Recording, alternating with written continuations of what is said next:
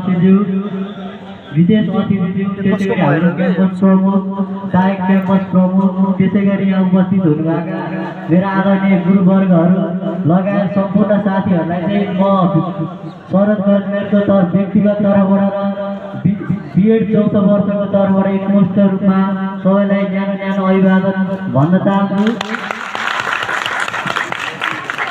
बोला न एकजना तिमीहरू प्रतिनिधि मलाई बोलाएर केटी पढायो एकजना स्वागत छ विदायक पहिलेदेखि नै जे आउँछ हैन सर हाम्रो भावना स्वागत पनि भयो भने कयौं पटक हामी पनि भइसकेका छौं। अवस्थासम्म के भयो कसरी भइसकेका छौं। राम्रो नराम्रो उच्च शिक्षा हासिल गर्नका लागि राम्रो छ क्याम्पस सबैले उच्च शिक्षा हासिल गर्नका लागि दृढ सङ्कल्प फोर्थ इयरको त्यहाँ पछाडि बसिरहेको छ त्यहाँ उभिएर त्यहाँ उभिएर गुणस्तरीय व्यवहारिक शिक्षा पाउने उत्तम विकल्पको रूपमा छनौट गरी पाउनु भएका दिने नाम लाउने हो नि हाम्रो प्रतिनिधि नै आउनुभएका नवआगन्तुक विद्यार्थी साथीहरूलाई मेरो व्यक्तिगत तर्फबाट स्नातक चौथो वर्षको तर्फबाट स्वागत गर्न चाहन्छु।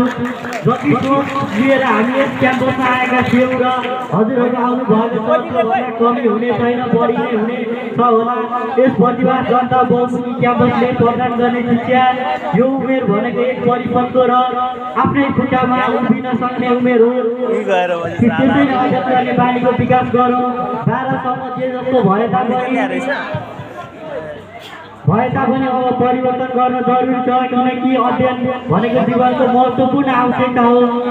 हामी विदायी त हुँदैछौँ तर विदायी सकारात्मक सोचका लागि परिवर्तनका लागि सफलताका लागि अनि प्रगतिका लागि हो। अन्यत्र कलेजहरूमा सैद्धान्तिक ज्ञानलाई मात्र जोड दिइन्थ्यो होला। हामीले त्यस्तो कलेजको उत्पादन हौ जसले सैद्धान्तिक ज्ञानभन्दा बढी व्यवहारिक गुणात्मक उपलब्धिमूलक शिक्षालाई प्राथमिकता राख्दछ।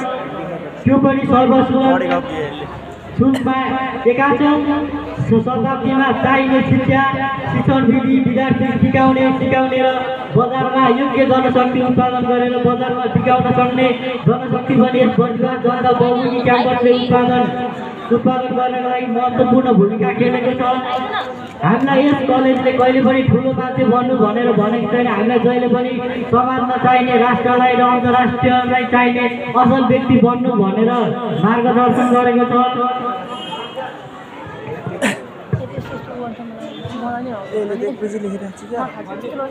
नेपालीमा कथा कविता एकाउन्टको डेबिट क्रेडिट र इकोनोमिक्सको थ्योरीहरू भन्दा पनि यस कलेजले चाहिँ हाम्रो जीवनमा आउन सक्ने विभिन्न चुनौती सम्भावनासँग जुझ्न सिकाएको छ। हामी शिक्षाका भोगा थियौँ। हाम्रो शिक्षाको प्यासलाई मेटाएर हाम्रो मनमा आँट जोस जागर अनि साहस दिएको छ। त्यसैले त माया लाग्छ नि यस प्रतिभा जनता बहुमुखी क्याम्पसको। आदरणीय गुरुवर्गहरू गुरुआमाको सहकर्मी साथीहरू यस कलेजमा अध्ययन गर्दै गर्दा केही चिन्ता मिठा सम्झनाका पलहरू रहे होला। त्यो मनमा सजाएर राख्नु होला। कुनै बेला शिक्षकहरूले भनेको मानेन होला। देखाउन खोजेको बाटोमा जान अल्मन्यौँ होला। साथीहरूसँग नराम्रो व्यवहार भयो होला। कहिलेकाहीँ फर्कियो होला कहिलेकाहीँ झर्कियो होला। त्यसैले त बिर्सनु होला। आजको दिनदेखि मनमुटुबाट टपक्क टिपेर डस्टबिनमा राखिदिनु होला।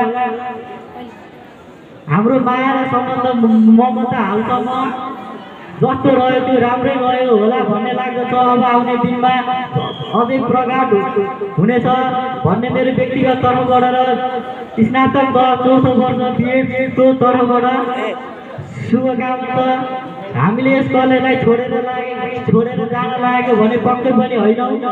अब बाँकी रहेका शिक्षा अनि अधुरा सपनाहरूलाई पुरा गर्नका लागि निरन्तरता दिनका लागि लागिरहेका छौँ। हामी कति पनि विचलित हुने छैन किनकि हामीले आफ्नो परिवार अध्ययन गरेको स्कुल क्याम्पस अनि राष्ट्रको सपनाहरू पुरा गरिरहेको छ। ती रहरहरू पुरा गरिरहेको छ। यस क्याम्पसमा अध्ययन गर्दै गरेका विद्यार्थीहरूले कसैले राम्रो जागिरहरू पाउनु भएको छ भने कोहीले चाहिँ नेपालमा पनि दोस्रो टपरसम्म हुन सफल हुनुभयो। परिवार जनता बहुमुखी क्याम्पस एउटा गुणस्तरीय शिक्षा प्रदान गर्ने माध्यमको रूपमा रहेको छ।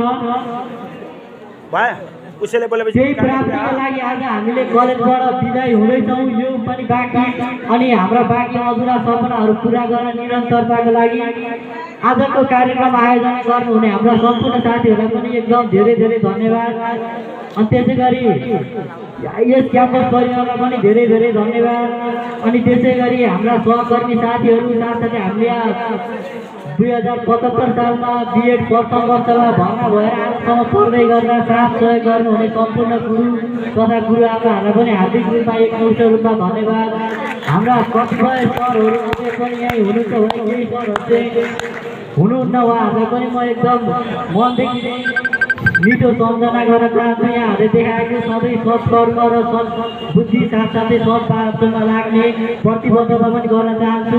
साथसाथै आजको यस कार्यक्रममा चाहिँ मलाई स्नातक चौथो वर्षबाट बोल्न दिनुभएकोमा हाम्रो क्याम्पस सहायक प्रमुख सरलाई पनि म धेरै धेरै धन्यवाद दिन चाहन्छु। यति भन्दै मेरो आफ्नो भनाइ टुङ्ग्याउँछु। सम्पूर्णलाई हार्दिक धन्यवाद। नमस्कार।